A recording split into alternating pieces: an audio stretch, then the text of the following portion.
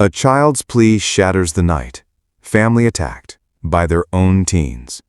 One cracks in interrogation. Spot his slip? This is Untold Crimes and Affairs. Perfect family, big house, religious, homeschooled. But two teen brothers hide a secret, planning something deadly. Weapons collected, chaos plotted. Target? Their own. Shock incoming. What did police hear? Broken Arrow 911. Hello? Hello. Hi, where are you at? Broken Arrow, Oklahoma 7411. What address? 709 Magnolia Court. Okay. Are you the only one there? No, my brother's attacking my family. Your dad is attacking your family? No, my brother. Oh, can millions of people die.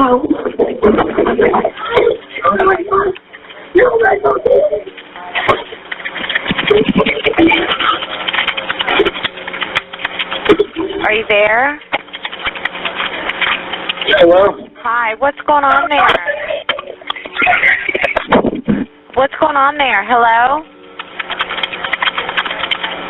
Hello?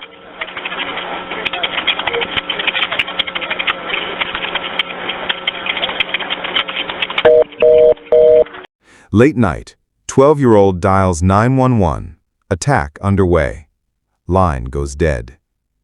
Police arrive. 5 stabbed dead. 13-year-old sister survives. Fingers her brothers. They flee nearby. Who planned this? What's the quiet one hiding? A 16-year-old teen, just a high schooler with dreams of game design, now sits in a cold interrogation room. He and his older brother were caught hiding in the woods near their blood-soaked home, tracked by police dogs after a frantic 911 call exposed their crime. He seems calm, almost detached, but his words unravel a horrifying plot. Let's dive into his chilling confession. So like I told you when I met you at the jail, my name's Eric. I'm a detective here with Broken Arrow Police. Like she told you, her name's Rihanna. She's a detective also. We just want to spend some time, maybe talk and discuss some things, and maybe ask you some questions, let you ask us some questions, and make sure we're all comfortable with what's going on, and then we'll go from there. That sounds good? Okay, so you probably heard or seen this on TV before, but it's your notification rights, it's your Miranda rights. And so I'm going to read them to you, but I want to sit here where you can see the paper, because what I'm going to do is I'm going to read 1 through 5 right here. And so I'll read them, and you kind of can look at it with me. I want to make sure you understand all these. You have the right to remain silent. You do not have to answer any questions or make any statement. Anything you say can be used against you in court. You have the right to talk to a lawyer before we ask you any questions, and you have the right to have a lawyer with you during questioning. If you cannot afford a lawyer and want one, the court will appoint one for you before you're asked any questions. It's hard to read it sideways. If you want to answer questions now without a lawyer being present, you may do so. You have the right to stop answering questions at any time. So you understand what those are saying? Basically, if you want an attorney, just tell me. If you don't like any of the questions I ask, just tell me to stop. If you get uncomfortable, we'll stop whenever you want. Kind of, you're in control. Does that sound good? Okay.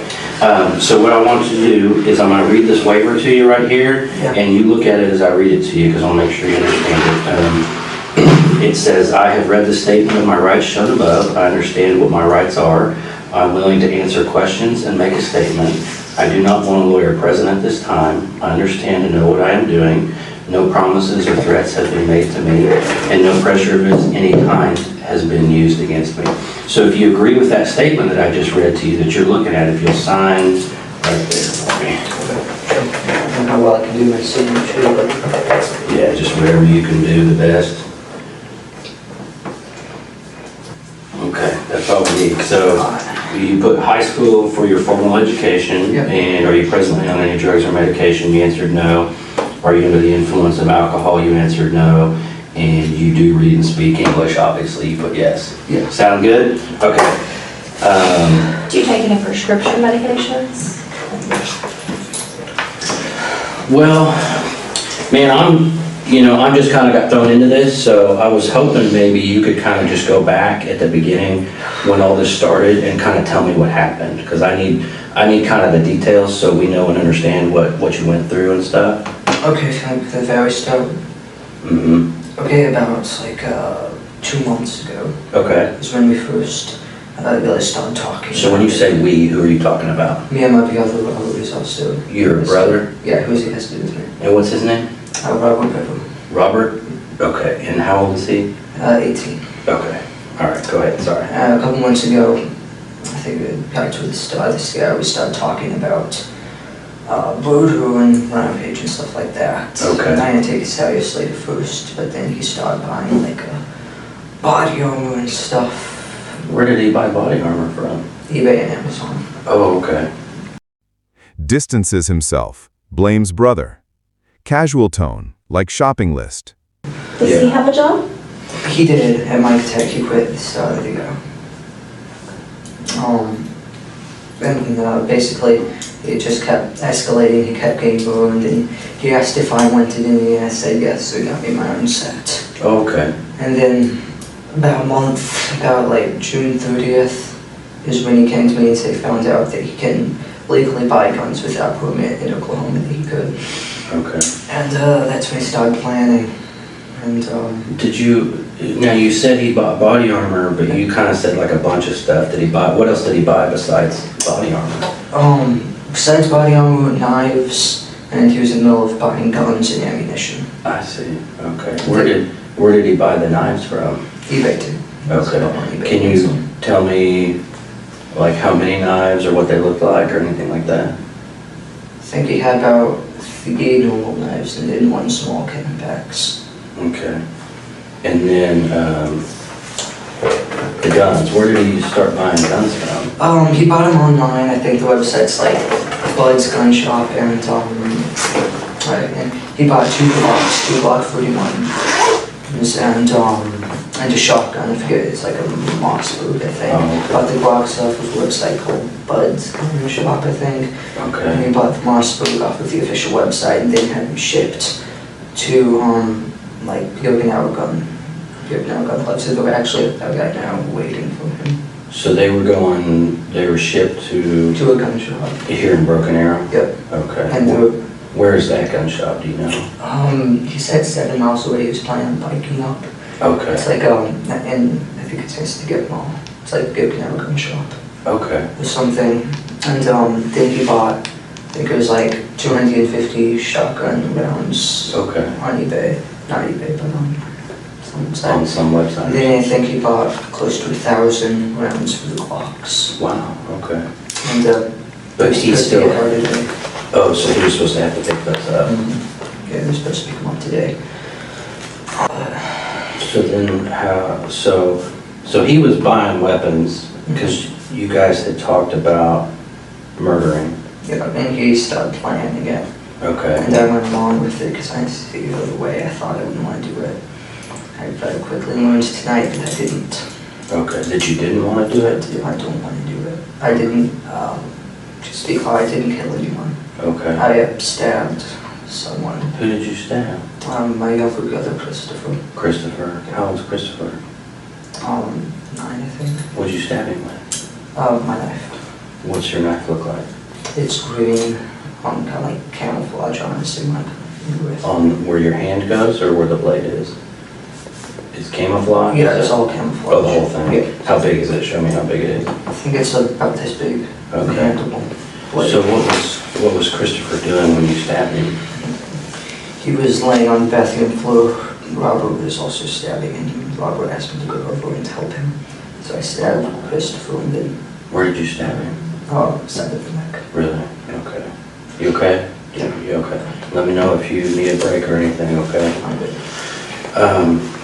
So was Christopher still alive when you stabbed him? Yes. What was he saying and doing? He was just screaming. Screaming. Did you say he was in the bathroom? Yeah, I was next to the toilet, with that bathroom. Who else was in the bathroom? I think Victoria might have been in there. About Victoria? Yeah, my 4-year-old sister. 4-year-old, okay.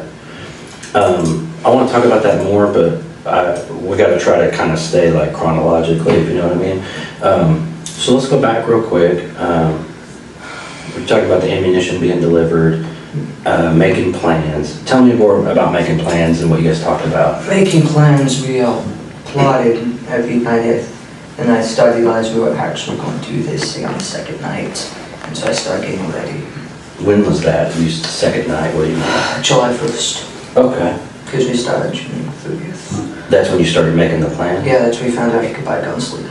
I see. Did you guys make drawings or write things down? Or I think he had a journal, basically writing his ideas down. I think it's under his bed. under his I bed? haven't checked out. Is it like a like- a journal, like a notepad or like Yeah, a book? it's like a blank book. Okay. A black book. I think it's like a little case or So something. you think he wrote stuff in there? Yeah, I think he was planning in it.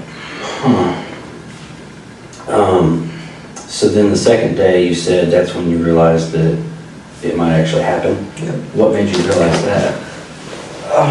How serious he was. I mean, he was going through, he started planning on taking all of his money out of his bank and throwing away all his stuff, so you know. Why did he want to do it? Kill people. Yeah. Well, mainly two reasons, I think. It's, because he just, he says he hates everyone. He thinks society is pointless, and so he wanted to kill people. Now, And also he wanted to, beat the kill, amount of other famous people like Columbine and James Egan Holmes. Okay. Did you kind of feel that way too, like when you guys were talking earlier, Yeah, Fame chase surfaces. Outdo killers. Notoriety. His excitement? Chilling. do you have a problem with society too, you think? no, I just, Or you were just more like the number of people getting killed was kind of interesting and yeah, I wanted to- exciting? Yeah. Okay. So, because you mentioned a couple names are those like serial killers or something? Well, Columbine? Yeah, Columbine and James Egan Holmes. James Egan Holmes is a guy that shot up the theater. in Colorado? Yeah, he killed 12, and Wow. How many were killed in Columbine? Columbine, I don't know, 15, I Okay. think. So did you guys have a goal? Did you have a number? He just wanted, I think he wanted to kill 50. Okay. I don't have a goal. So so as the planning goes, tell me what plans you started making and coming up with. Well, originally, I think kind of stayed steady throughout the month. So we wanted to kill everyone at the house first, and Okay. then wait for all the packages to show up over the weekend. And then we take the Yukon and we'd get our state with the guns and start Okay. killing, rampaging. Did you know where you were going to drive to? Towards Washington. Washington State or DC? Washington State. Towards Okay. Washington State. Why would you go to Washington State?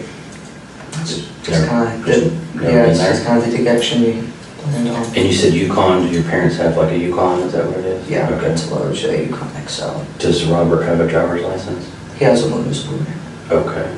So he would be able to drive it. Can you drive if you had to? No, I couldn't. Well, you can play video games, surely you can drive a car. It's a different. Just not very well. I mean, you could get it from point A to B. You might hit some things on the way, but okay.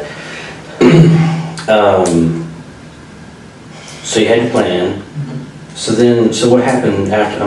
Tell me some more. Well, I think everything started falling in place. Kleenex right there for your thumb. Yeah, Kleenex right there. There we go. Oh, Or maybe it's from your finger, I don't know. Yeah. But back a week before is when I started throwing away useless stuff. Okay. And I lead, and so did he. Did you guys give things away to friends or anything like that? I Or threw it just in the trash. I'm sure a lot of it's still in the barrels in the garage. in the garage? Yeah. What kind of stuff did you throw away? Random stuff, toys, stuff that was just piled up in my closet, and he had the room to put the body on. Oh, I see. Old shoes. So was the plan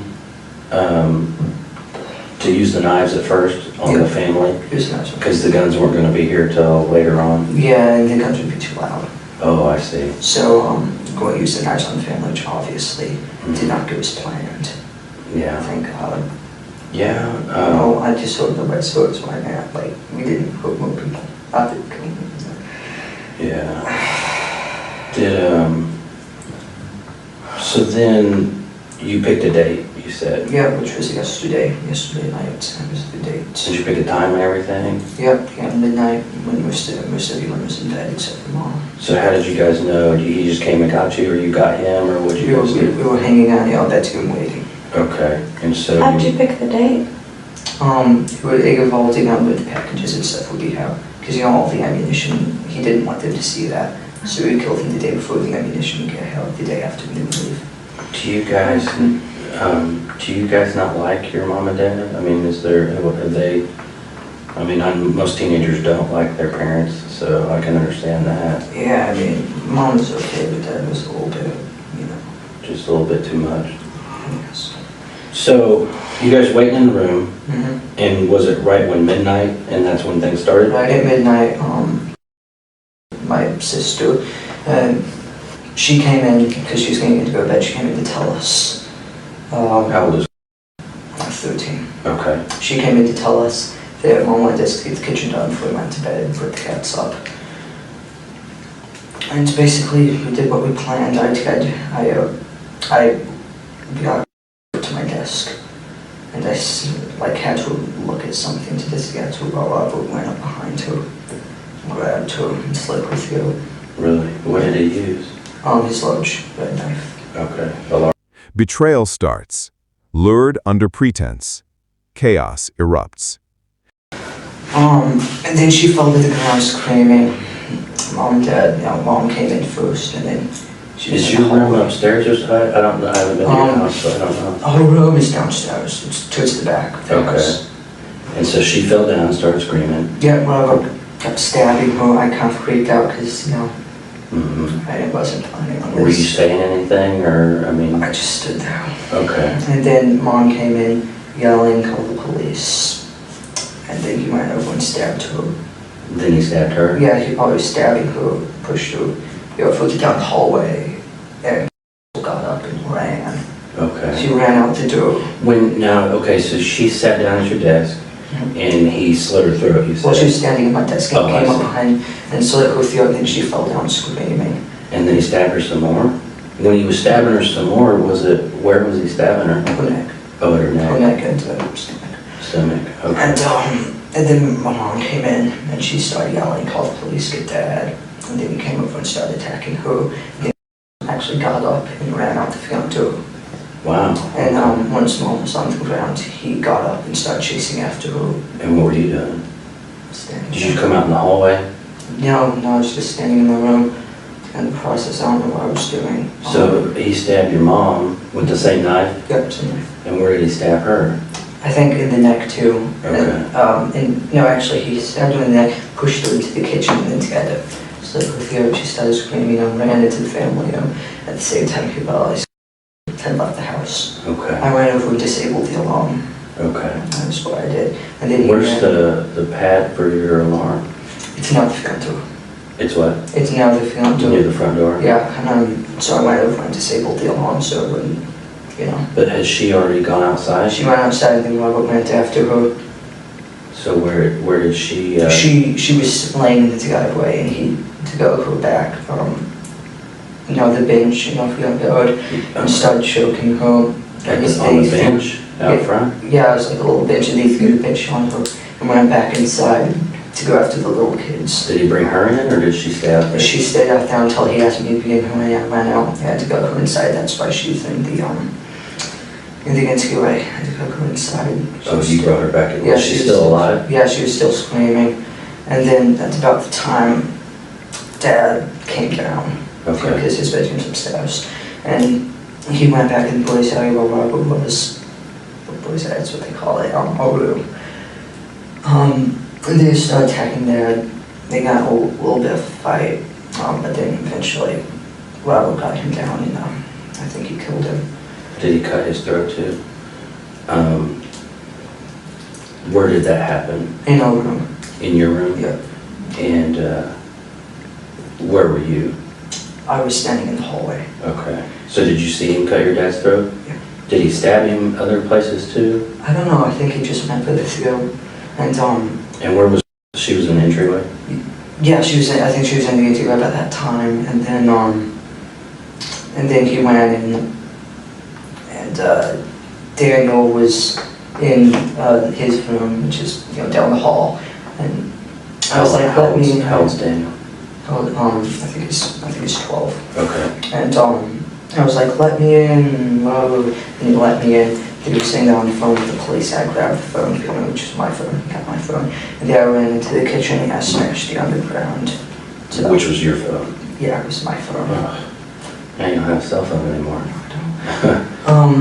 And then I went back down, and and Daniel and Christopher locked himself in the bathroom, Daniel locked himself in Dad's office. Okay. And then I finally got both of them to open the door, because they thought I wanted in there to see. But they were in different rooms? Yeah, they're right next to each other, right? Oh, I see. And then Robert went in and stabbed him, and they went in and stabbed Christopher. That's when I stabbed Christopher. So when he stabbed Daniel, where did he stab Daniel? I think he shanked him in the neck, and then Daniel ran off, and so I went in and started attacking Christopher. So Daniel got stabbed in the neck and ran off? Yeah. Where did you run to? He ran into the family room about Mom. Mom ended up, she was laying on the ground yelling, call 911. Okay. And he stopped in there? Yeah, he collapsed in there, and then Robert came in and started stabbing him in the chest. Oh, I see. Admissions flow. Stabbing siblings. Flat voice. Remorse or numbness. Who's the youngest, the 4-year-old? The 4-year-old, I don't know what happened with her. I hope she's alive. I'm sorry, maybe I messed up. The one that you stabbed, who was that? Christopher. Christopher, that's what I'm trying to He's say. 8-year-old, I think. He's 8. 10. And he was in the bathroom. Yep. So Daniel had got stabbed in the neck, ran out to where your mom was. Yeah. Robert followed him, stabbed him some more. Yeah, after he stabs Christopher in the bathroom. Oh, I see. Okay. And then basically after that, everyone was pretty much dead. We forgot about all. Who was dead? Everyone, I think, Okay. looked like they were dead, except for she was laying in the interview screaming. Then there was a knock at the door. Okay. Someone knocked at the door. I think that might be the neighbor, because the police wouldn't have been there yet. And then they just kept knocking on the door. So we turned around, I grabbed on, put my soft vest and heavy vest on. I was carrying the plates. I put my helmet on. And then we went out the back door of Dad's office, climbed over the fence, went down into the park, and started cutting through the woods. Okay. We both collapsed. I think so. We were just sitting there, and they found us. That's how you got kind of dirty and stuff, dirt on you. So you guys collapsed. Were you just kind of hiding out? Yeah, we were just laying in a little ditch thing in the woods, and then we saw the light, and we lay down, and the dog came over. Did you hear the dog coming? Mm-hmm. I heard them coming. I saw them coming, and then they started yelling, "Put your hands up!" Mm-hmm. And I stepped on my head and handcuffed me. Okay. Can you kind of, okay, I'm a little bit lost, I think because there's too many people in this house. There's you, there's Robert. Yeah. Okay, you're 16, he's 18. Then who's next? Yeah, she's the third oldest. She was the first one. Okay. And then Daniel, And then Christopher. then Christopher, And then Victoria. Victoria. then- She's 4. Yeah, Victoria's one. Okay, and what's mom's name? April. April? April Beverham, unmarried maiden name, I think you call it, is Sharp. Sharp? Yeah. Okay. Okay, and Victoria's 4. Mm-hmm. And then what's dad's name? David. David? Okay. David. And then, are there any other kids? How many kids is that? That's, Then there was, she's a baby, she's about to turn 2, toddler. She was up in her bed. I okay. think he forgot about her. And I think she stayed asleep until the police came. And I saw them get her out, so she's okay. So you saw them carrying her out? Yeah, I was in the car. Was that the plan, was to kill her too, though? We just want to get like one. Okay. What I mean? I know. People are gonna wanna interview you, I mean. I don't want to be interviewed when I'm moving this. Well, but I'm just thinking, He does. because you had said you had the plans, like, you're supposed to kill this person. Yep. He's supposed to kill this person. Were you supposed to kill Christopher? Was he your responsibility? No, It just worked out that Christopher way? and Daniel was supposed to be his responsibility. I was Okay. only supposed to kill Dad and Victoria, help with Victoria. And then But he had already basically done that. yeah. So now you're left standing there. So were you trying to kill Christopher when you stabbed him in the neck? Were you just gonna... I purposely missed the middle of the neck. I think I might have even hit him in the shoulder. I certainly didn't do it hard, but I don't know.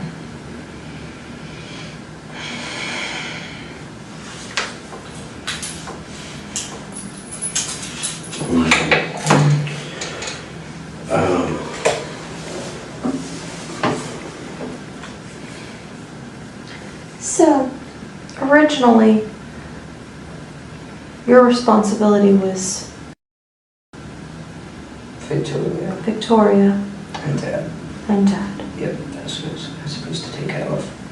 Did you guys talk specifically? Because you said the crossbow, so you said, I mean, you guys had it planned like, this is specifically how we're gonna do it. Yeah, it was very specific, unfortunately, you know. I think he got his plan to or something. It doesn't work out that way. Yeah. Well, it was supposed to be a lot quicker and quieter, I guess. I mean, did you, so had your cell phone, is that right? Daniel had my cell phone. Daniel. He got my cell phone and called the police. So when did you last have your cell phone that you remember? Yeah, I remember. I think it was in my pocket. Like either that or I was sitting on the living room couch. Okay. And I don't know when he got it. But So you had maybe left it on the living room couch and gone to your room, and Yeah. you guys are waiting for things to go yeah, down? we came ready. Did he like ever use your phone or play with it or do any of that stuff? No, he wasn't allowed to. So did he only get your phone because he was trying to call for help? Yep. So do you think he went to the living room and got it? Yeah, I think he did because Mom was laying in the living room, screaming, call the Okay. police. And so somehow he came down the hall? Yeah,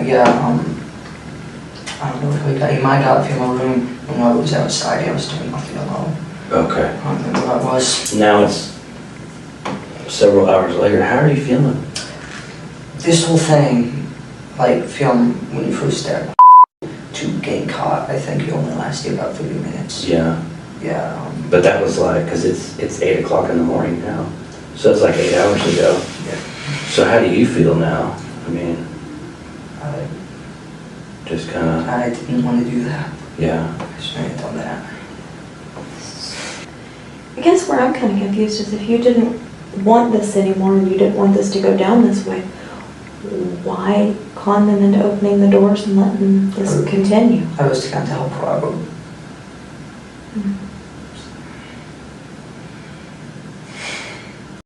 Regret claims, wanted permit, normal life. Contradicts fame plot. You guys talk about being on the news and getting to see each other on TV and stuff? Yep. What kind of things did you say and talk about?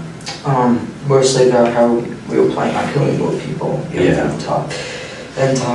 And we become famous. We get on Wikipedia lists. Oh, okay. Famous people. That'd be a big deal, yeah. I mean, do you think they might even make a movie or something, or a TV show? I don't know about a movie or TV show, but Did you guys talk about that? yeah, definitely documentaries and stuff. He just wanted to be famous. What did you want? Me? You keep talking about what he wanted. What did you want? I don't know. I just wanted to get my learner's permit, get a job. But you, I mean, your big brother's telling you he wants to be famous, and you guys are making these plans. Surely you want some of that fame too, right? Yeah, I do want to do it with him because, like, he's going to do it no matter what. He says if I don't do it with him, they'll just kill me too, or leave me there. So, Core drive, infamy, records. But he downplays role. Pawn or planner? Story unravels. Denial to confession. Why? Why do teens turn on their own family? In cases like this, it's often a toxic mix of isolation, resentment, and dark influences. The older brother was obsessed with infamy, dreaming of beating Columbine, craving Wikipedia pages and documentaries about his crimes. He saw society as pointless, full of hatred, and wanted to set a kill record, starting with his family.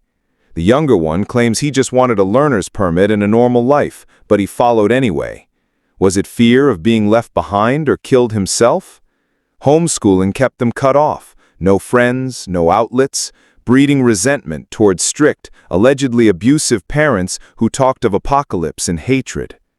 Psychologists point to sibling dynamics, the dominant older brother pulling the younger into his spell, turning shared fantasies into reality. His flat, emotionless tone during confession could be dissociation from trauma or emerging sociopathy, and he hesitated at times, per the survivor, maybe a flicker of doubt. Nature or nurture? These isolated environments can warp young minds, turning video games and serial killer lore into deadly inspiration. What pushes a teen over that edge? The courtroom hums with tension as the trial unfolds in 2018. Jurors sit riveted, hearing the teen's taped confession replayed, his cold admissions echoing through the room.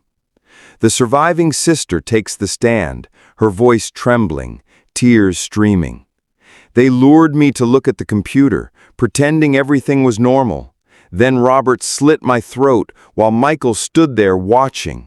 I felt the blood, the pain, but worse was hearing my little brother scream downstairs. Pure horror, the ultimate betrayal by my own blood. I played dead to survive, but I'll never forget those screams or the look in their eyes. Her words hang heavy, breaking hearts in the gallery, painting a vivid picture of the chaos and terror that night. Defense argues abuse, parents verbally harsh, physically punishing, fostering hatred. But prosecutors counter it's calculated fame-seeking, inspired by mass killers. Jury deliberates intensely. Is the younger redeemable or forever dangerous? They split on mercy, but the judge hands down 5 consecutive life sentences plus 28 years for the assault. Effectively life, with parole only after decades, if ever. His older brother pleaded guilty earlier, locked away for life without parole. Questions linger. Does this bring closure for the shattered family? Can society forgive, or is justice served in those prison walls? Lives broken, secrets exposed. What drives someone to cross that line? Share your thoughts below. What's the real motive behind this tragedy? Hit like, subscribe, and ring that bell to dive deeper into the darkest corners of true crime. Stay tuned for our next chilling case. It'll leave you speechless. This is Untold Crimes and Affairs.